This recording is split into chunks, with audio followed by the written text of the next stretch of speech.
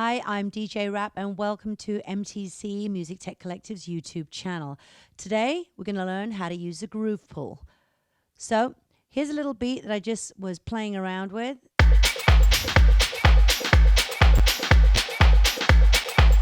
And how I got that is just using some simple groove templates that are already in here and just messing around with certain things. So let's have a look on each channel and see what we've got it set up. First off, I'm going to mute a couple of these, hit 0, and let's just go one by one, see what's going on here. Okay, so this is a top loop, and in here you can see I've got EQ8, I've EQ'd it a certain way, I've got an auto filter on there, I've got my utility, which really should be at the end. I've also got the LFO tool, which I love. Thank you, Steve Dudar. And what I've put on here is a little trance gate. And if you know anything about Steve Dudar plugins and Expo Records, I would recommend deeply getting any single one of these plugins. They're just awesome. So yeah, really, really good. Here I've got my kick, so let me label that kick. And okay, so on the kick, I've done some light processing. I've done a slight EQ shave just to get rid of the noise that we're not hearing under 20 hertz. I've also got kick type corpus on, and I love kick type, and let me just show you the difference. So I've got kick type on there. I've got a utility and I've set it to 0, so it's mono completely. I do not want this wide. I've got an auto filter on there, and I've also got a compression on there. Some light processing just for the sake of this. Alrighty then, what's here? Solo that. All right, so here I've got some EQing going on. Again, utility, which again should be at the end. I've got a reverb directly on as an insert effect, quite high decay. And as you can see, I've got the LFO tool again playing with the side chaining of this.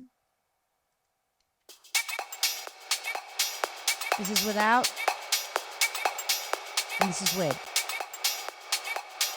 In my last video, I did a custom slicing preset, and I've applied that to my groove, which is cool. So I've got that going on, and that's about it really at this point, and a groove. And I took this and sliced it from this groove here, so you can hear the difference. This is this one, and now this is this one. Okay, so how do you do all of this? Well, the first thing I'm going to do is group all of this nonsense together. Well, these I'm going to group together, just get them out of the way. Just so we don't have them in the way there. And I'll put final loop. I have my BPM at 124 beats per minute. Okay, so let's just start with a straight groove, okay? I'm just going to duplicate this over here. So here we have a top loop. And the first thing I want to do is put my slice to new MIDI track on here. Now, before I do that, I want to see how long is this loop. Great, perfect. It's 1 bar. That's awesome sauce.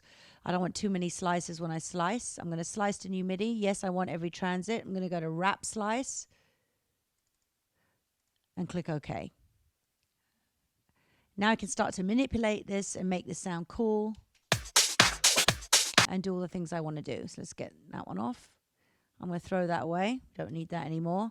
Now we have the MIDI from the audio slice. And now I can play around with this. And I want something that's going to give me, I want to put reverb on this as an insert. I could put it as a send. Not really feeling that though. So I'm going to use a different reverb. I really prefer convolution reverb, but just for the sakes of being a little quick here for our demo, I'm just going to use a typical reverb from Ableton. Okay, all right. Holla. Here we go. All right, so I'm going to turn the decay up really high and the stereo as well. And then I'm going to go to my plugins, drop in an LFO, and I'm going to go to my sidechain and play around, see which one I like.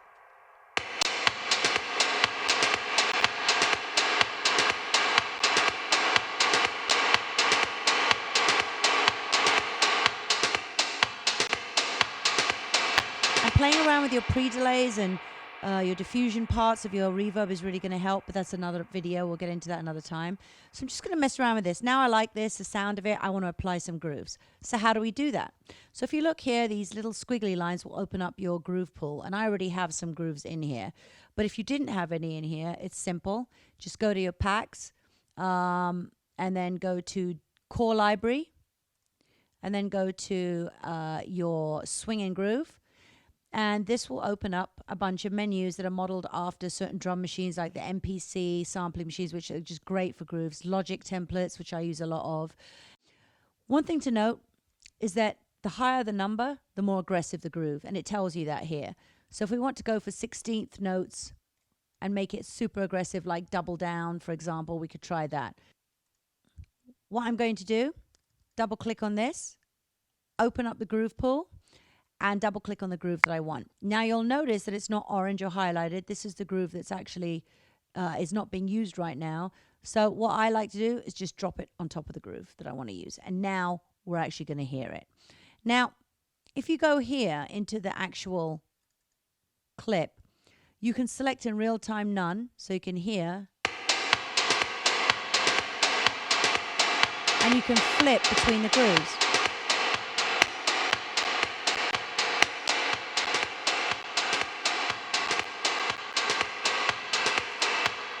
You can flip between the grooves in real time, and what's cool about this is without hitting the commit button, it won't move any of the notes and it won't change anything in a destructive way. It's simply going to play the grooves and try this just so we can hear, but I'm just going to turn the reverb off for now. So yeah, let's have a listen and experiment as we change in real time to what's happening here. First off, you can change whether it affects every 16th note, whatever you want. I'm going to turn the quantize all the way up. So it's only affecting triplets. That could be cool.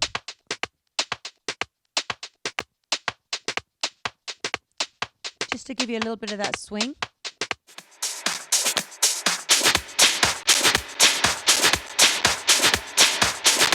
Now it's not perfect, but you see how you can start to make some really interesting sounds really quickly and start to get those vibes to that housey stuff if you're into that whole thing, which I love. I love all of it. So yeah, you can get some really interesting sounds right off the bat just by playing around, using the slicer and doing some stuff. It's super, super, super quick and easy, and I would really recommend you trying all of them. Just see what they do. It's super easy. Now, on the other hand, if I want to extract a groove, for example, and I like that, I simply right-click, drop-down menu, extract groove, and you will notice that will appear in here. And I can now apply that to something else that I've created, drag and drop in the same way. Okay, so now that that is done, we can see how it sounds when it's blended with the other stuff. Pretty cool.